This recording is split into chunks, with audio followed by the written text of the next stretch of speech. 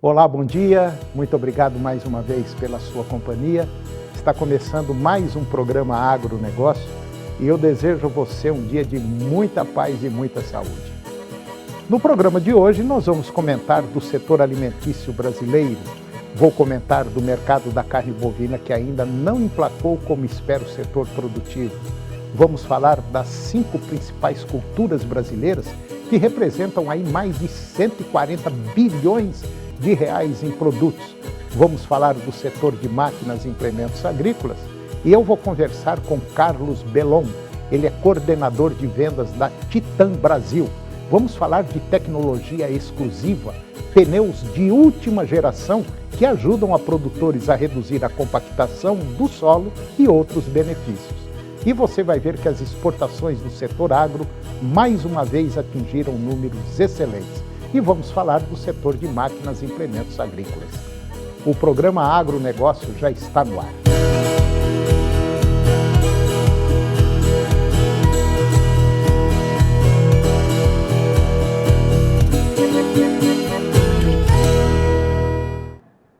Eu começo o programa de hoje falando do setor alimentício brasileiro. Os dados foram anunciados pela Associação Brasileira da Indústria de Alimentos, ABIA, e apontam que no decorrer do ano passado, o faturamento do setor alimentício, ele atingiu a marca de 1.161 bilhões de reais, englobando tanto as exportações quanto as vendas domésticas.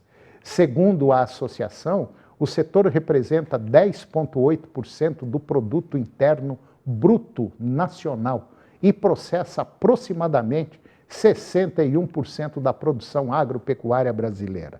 O crescimento do faturamento industrial, ele foi impulsionado principalmente pelo aumento das exportações, que aumentaram 5,2% em valor, principalmente em dólares, atingindo um recorde de 62 bilhões de dólares. Em termos de volume, houve um aumento de 11,4% em relação a 2022, totalizando 72 milhões de toneladas, o que solidificou o Brasil como o maior exportador mundial de alimentos industrializados. Os principais produtos em destaque, em termos de valor, foram os de proteínas animais, 23,6 bilhões de dólares, seguido pelos produtos do açúcar, 16 bilhões, farelo de soja e outros 12,6 bilhões de dólares. Óleos e gorduras, 3,6 bi e sucos e preparações vegetais, 2,9 bilhões de dólares. Quanto aos mercados consumidores, a China liderou com 11 bilhões de dólares e uma participação de quase 18%, seguida pelos 22 países da Liga Árabe, com 10,2 bilhões de dólares e 16,4% de participação. E a União Europeia veio aí com 9 bilhões de dólares. No mercado interno, as vendas reais também foram positivas, com um crescimento de 4,5% no ano passado, impulsionadas pelo setor de food service e também pelo varejo alimentar. A ABIA, ela destacou que do faturamento total, 851 bilhões de reais vieram das vendas internas e 310 bilhões de reais das exportações. E agora vamos falar do mercado da carne bovina que ainda não emplacou como espera o setor produtivo. A demanda pós-carnaval não reagiu e as cotações, tanto dos animais quanto da carne, seguem pressionadas, de acordo com a análise do Centro de Estudos Avançados em Economia Aplicada, que é o CEPEA. Segundo pesquisadores do CEPEA, alguns frigoríficos com escalas mais alongadas estiveram até mesmo fora das compras no início, agora, desta semana. E nesse cenário, os preços maiores eles foram deixando de ser praticados e as médias regionais foram sendo reajustadas negativamente de acordo com o CEPEA. O indicador do boi gordo CPEA B3, ele registra um valor de R$ 236,35 para arroba. Isso é uma média ponderada de preços à vista lá no estado de São Paulo. Isso aconteceu na última semana. No mês, a variação indica uma queda de 3,5%. E no fronte externo, as exportações de carne bovina in natura registraram um ritmo muito forte nos primeiros 10 dias úteis de fevereiro. E de acordo com dados da SECEX, os embarques registraram média de 10,4 mil toneladas, totalizando 104.900 toneladas já embarcadas em fevereiro. E no mesmo mês do ano passado, o volume diário foi de 7 mil toneladas, somando 126 mil toneladas no período. Se mantido esse ritmo, até o final do mês, as exportações podem se aproximar das 200 mil toneladas em fevereiro. Pelo menos é o que calcula o CPEA. E agora vamos comentar das 5 principais culturas brasileiras que representaram mais de 140 bilhões de reais em produtos. A FarmTrack, que é uma empresa da Kynetic Brasil, ela revelou que 5 culturas âncoras do agronegócio geraram mais de 140 bilhões de reais em produtos para a nutrição de plantas na safra 22-23, incluindo pela primeira vez cultivos de algodão, cana-de-açúcar e milho safrinha. O estudo anteriormente focado em cafeicultura e sojicultura. Essas culturas elas correspondem a 34% da movimentação total do mercado de insumos, cerca de 416 bilhões de reais, abrangendo defensivos e sementes. A soja, ela liderou as vendas no setor de nutrição, representando 58%. Depois veio milho safrinha com 18%. Cana-de-açúcar, café e algodão também contribuíram significativamente com transações de 18 bilhões de reais para a cana, 9 bilhões para o café e 5 bilhões de reais para o algodão. Trata-se do manejo que concentra a principal fonte de nutrientes dos cultivos. Os volumes utilizados nesta operação são bastante elevados, embora o resultado também esteja relacionado à dependência do Brasil quanto a fertilizantes importados, atrelados a flutuações de preços e taxas de câmbio, segundo a pesquisa da Kynetic. No FarmTrack Nutrição, os corretivos ocupam a vice-liderança com 8%, ou seja, 11 bilhões de reais, seguidos pela adubação foliar com 4%, 5 bilhões de reais, e ambos com participação limitada no mercado total. Os bioestimulantes, soluções para melhor desenvolvimento de cultivos, ficam em quarto lugar com 1%, ou seja, 1,8 bilhão. A Kynetic destaca o crescimento desses bioestimulantes, sendo que 63%, 1,1 bilhão, destinaram-se à soja na safra 22-23, seguida por cana-de-açúcar, 16%, milho safrinha, 12%, café, 6% e algodão, 3%. Pelo menos 41% da área de soja recebeu tratamento com bioestimulantes. E agora vamos falar do setor de máquinas e implementos agrícolas. As vendas de máquinas e implementos agrícolas, eles sofreram uma queda em 2023. O setor experimentou uma redução no faturamento, passando de 94 bi em 2022 para 77 bilhões em 2023, representando uma queda de 22%. Em 2022, os fabricantes já haviam registrado um faturamento de quase 7% menor em relação ao ano anterior. Tanto as vendas internas quanto externas de tratores e colheitadeiras diminuíram, refletindo também nas demandas internacionais que, após um retorno vigoroso pós-pandemia em 2021, começaram a perder força ao longo de 2022, afetando as cotações das commodities. A pandemia de Covid-19 e os conflitos geopolíticos, como guerra entre Ucrânia e Rússia, desorganizaram as cadeias produtivas e aumentaram os custos de produção dos alimentos. E essa conjuntura, aliada às adversidades climáticas, continua a influenciar as decisões dos agricultores, refletindo-se ainda neste ano de 2024. A indústria de máquinas agrícolas enfrenta desafios significativos relativos à oferta de insumos e logística de entrega, escassez de peças e componentes importados, que afetou a produção.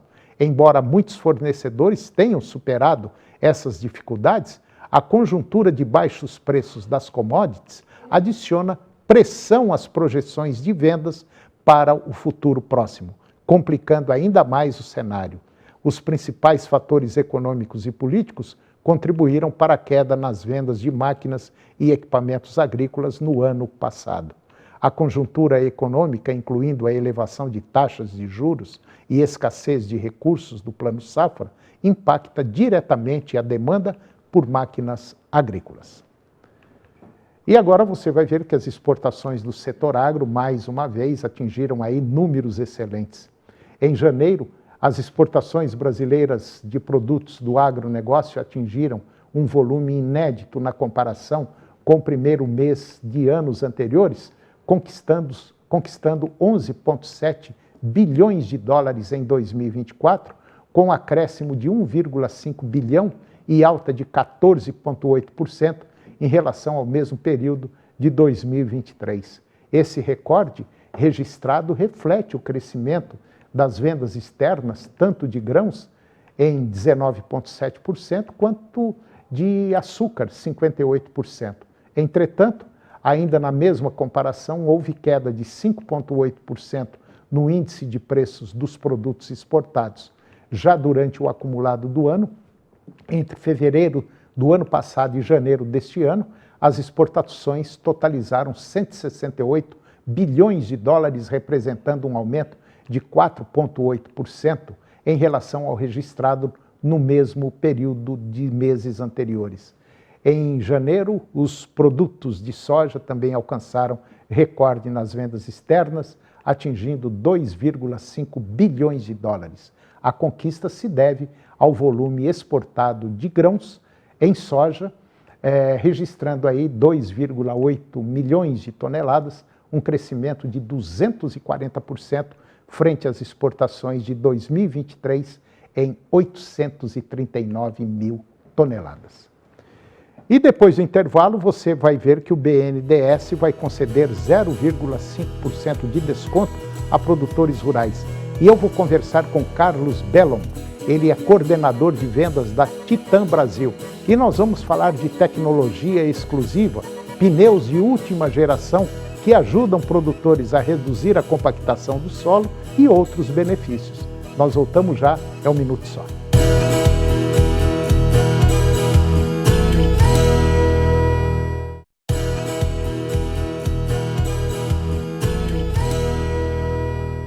Nós estamos de volta e agora você vai ver que o BNDES vai conceder 0,5% de desconto a produtores rurais. O Banco Nacional de Desenvolvimento Econômico e Social, BNDES, ele regulamentou as condições para conceder redução de juros de 0,5 pontos percentual a produtores rurais com cadastro ambiental rural, que é o CAR, analisado. A regulamentação ela vale para os financiamentos do Programa Nacional de Apoio ao Médio Produtor Rural, que é o PRONAMP Custeio. Em circular, as instituições financeiras que captam os recursos repassados pelo Banco de Investimento, o BNDES, esclarece que as operações de custeio poderão ter o desconto na taxa de juros se o beneficiário comprovar que o imóvel rural possui CAR analisado em conformidade ou analisado e em cumprimento do Programa de Regularização Ambiental, que é o PRA. A regulamentação entra em vigor, ou melhor, já entrou em vigor, dia 20 de fevereiro. A redução da taxa de juros para produtores com o CAR analisado integra o Plano Safra 23-24. Contudo, está válida com recursos subvencionados pelo governo apenas desde o fim de dezembro.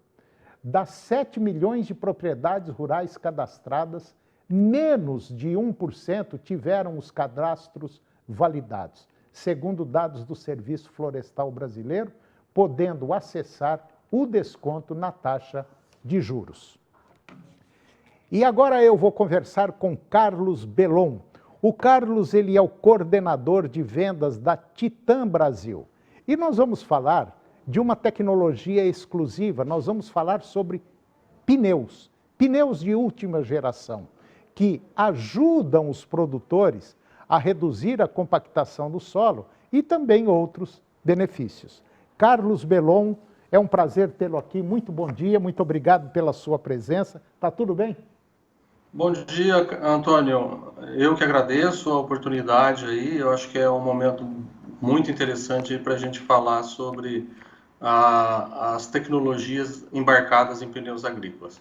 Pois é um fato, o pneu é um fato, às vezes, que a pessoa opta ao comprar um pneu, ele fala, não, vou comprar um pouquinho mais barato, porque eu não vou usar muito, enfim, sempre às vezes arruma uma desculpa, mas esquece que às vezes o mais barato ele pode se tornar mais caro.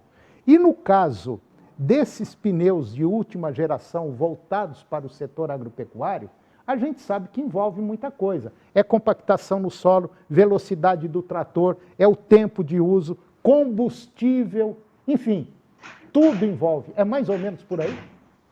Antônio, você já descreveu aí de forma muito interessante aí o que um pneu pode trazer de benefícios, né? Uhum.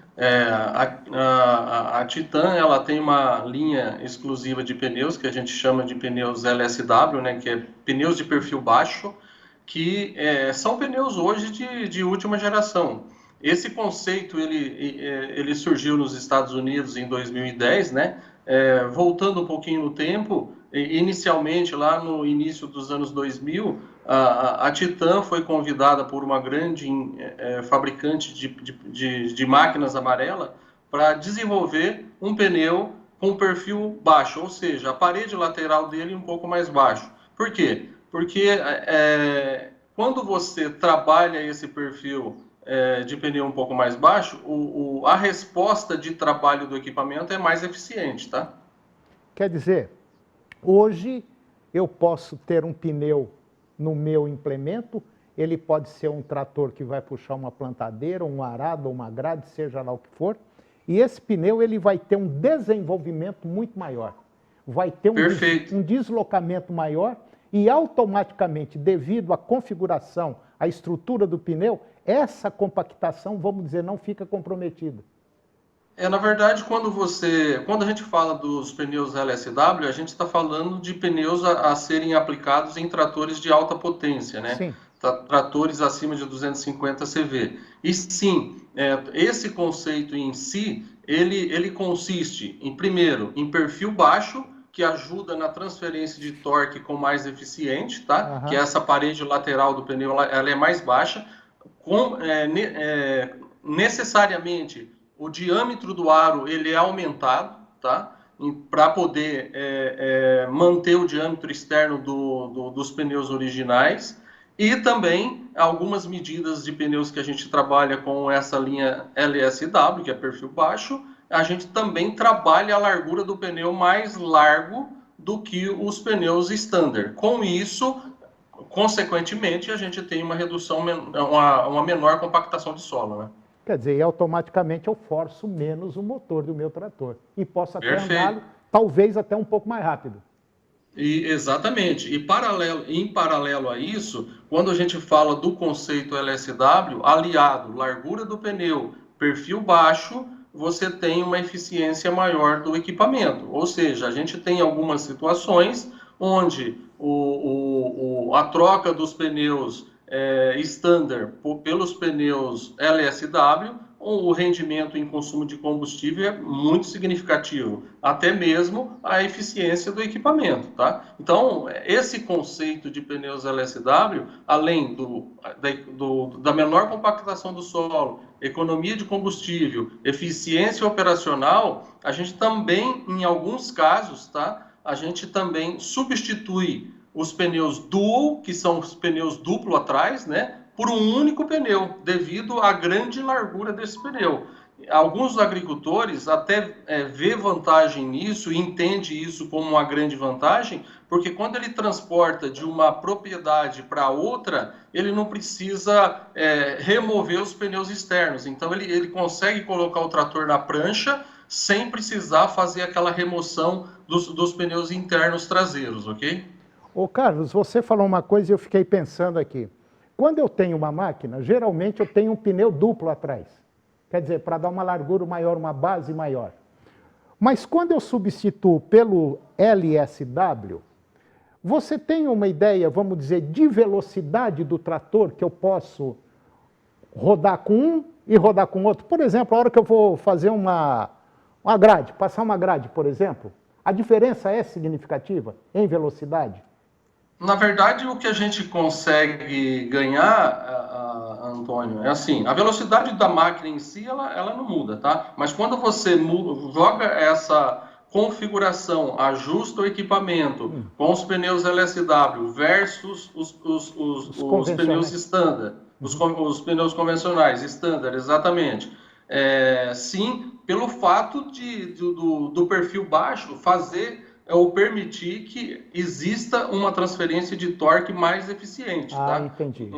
Então, quando você baixa o perfil, a transferência de torque, a energia que o trator, o motor transforma em energia tal, vai ser transferido pelo pneu. Então, quando você diminui esse perfil, o perfil vai ajudar nessa maior velocidade de trabalho, tá? É óbvio que, é claro, a gente sempre compara, a física mostra bem isso, né? Dependendo do terreno, a base larga é muito melhor do que a base estreita. E automaticamente, como a gente trabalha só com terra, automaticamente esse pneu ele vem traduzir num produto final muito mais compensador do que os pneus convencionais, né? Com certeza. E no Brasil, como a gente ainda tem uma participação de mercado não tão alta comparado com a Europa, Estados Unidos de pneus radiais, você tem hoje também os tratores de última geração, onde já tem tecnologia embarcada, e o pneu é uma peça fundamental para que esse trator performe, tenha economia de combustível, compacte menos os solos, aumente a produtividade, reduzindo o custo operacional geral aí da propriedade, do agricultor. Ô Carlos, só para a gente finalizar, ainda faltam 2 minutos. Quando eu quero trocar os pneus do meu trator, esse pneu, ele já vem na bitola certinha da roda, eu não preciso mexer na roda? Na verdade, quando a gente faz essa operação, na negociação com os clientes, necessariamente a gente também envia as rodas específicas para esse pneu. Por quê? Porque como a gente diminui o perfil e mantém o diâmetro externo do pneu, o tamanho do pneu, necessariamente a roda também é maior. Entendi. Tá? A gente acaba saindo de uma roda, por exemplo, de um diâmetro nominal de 38 polegadas, indo para 46. Então, nesse caso aí, a gente também envia pneu e roda para ser montado no equipamento. Entendi. Não, tá certo. Bom, eu conversei com Carlos Belon. O Carlos é o coordenador de vendas da Titan Brasil. Se você quiser conhecer essa linha de pneus, vamos dizer, essa de última geração da LSW, e que realmente a coisa funciona e funciona muito bem, trazendo economia para o produtor, você pode acessar o site da Titan, titanbrasil.com.br. É isso mesmo? Perfeito, Antônio. Tá certo. É isso aí. Carlos, olha, muito obrigado, mas muito obrigado mesmo. Foi um prazer falar com você. Foi um tema muito legal. São dicas que a gente dá para o produtor para ajudar o setor produtivo agropecuário. Um grande abraço e muito obrigado, Carlos. Abraço, Antônio. Nós que agradecemos. Obrigado. E o programa de hoje chegou ao fim. E eu termino o nosso programa com a seguinte frase: as dificuldades domadas, elas são oportunidades conquistadas. Um grande abraço, muito obrigado pela sua companhia, que Deus os abençoe e até o próximo programa.